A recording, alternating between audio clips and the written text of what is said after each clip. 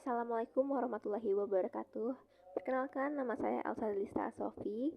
Pada kesempatan kali ini saya akan membahas sebuah materi mengenai duel teknis antara SSD versus HDD dalam perbandingan teknis, kelebihan dan kekurangan SSD versus HDD, serta penggunaannya untuk gaming, desain grafis, dan komputasi data besar. Perbedaan fundamentalnya terletak pada cara menyimpan data. HDD menggunakan piringan logam yang berputar dan lengan mekanis yang bergerak untuk membaca atau menulis. Pergerakan mekanis inilah yang membatasi kecepatan, menciptakan panas, dan membuatnya rentan guncangan. Sebaliknya, SSD menggunakan chip flash memory NAND tanpa bagian bergerak. Nah, data di sini diakses secara elektrik, membuatnya sunyi, dingin, dan tahan guncangan.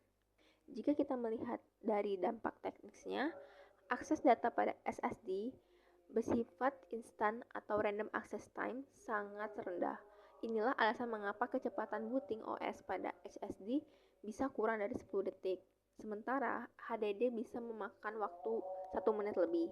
Lalu dari segi kecepatan transfer data, SSD NVMe bisa mencapai 700 Mbps. Lalu sementara HDD mentok di sekitar 200 Mbps.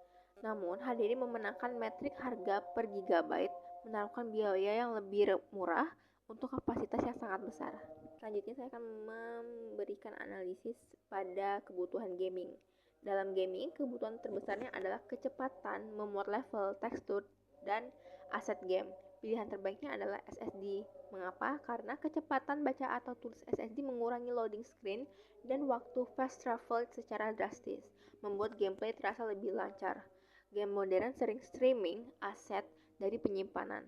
Dengan SSD inilah yang mencegah tekstur pop-in dalam game dunia terbuka, memberikan pengalaman yang lebih mulus dan kompetitif. Selanjutnya, analisis kedua yaitu pada desain grafis. Editing video atau proses rendering video dan bekerja dengan file gambar resolusi yang tinggi melibatkan transfer data yang masif dan konstan. Pilihan terbaiknya adalah SSD sebagai utama dan HDD sebagai arsipnya. Mengapa? Karena alasannya adalah SSD ini wajib digunakan sebagai disk utama untuk OS dan aplikasi seperti Photoshop atau Premiere Pro, itu serta scratch disk atau tempat kerja sementara. Nah, kecepatan tinggi SSD inilah yang mencegah lagging dan bottleneck saat mengedit online 4K atau bekerja dengan puluhan layer sekaligus. HDD digunakan hanya untuk menyimpan file proyek yang sudah selesai dan arsip data lama karena harganya murah untuk kapasitas besar dan mengoptimalkan biaya. Selanjutnya yang terakhir adalah analisis komputasi data besar. Komputasi data besar seperti analis log atau machine learning itu menuntut input-output yang sangat tinggi, terutama saat mengakses data secara acak. Pilihannya adalah SSD dengan kinerja tinggi. Mengapa? Karena alasannya adalah meskipun HDD menawarkan kapasitas, kecepatan akses data acak yang rendah menjadi hambatan besar dalam proses analisis dan pemrosesan data besar. SSD ini sangat penting untuk mempercepat waktu pemrosesan, query database, dan ekstraksi wawasan dari data, yang merupakan kunci dalam big data. Oke, sekian penjelasan dari saya. Maka dapat kita simpulkan bahwa SSD adalah raja kinerja di hampir semua skenario baru, memberikan kecepatan dan efisiensi.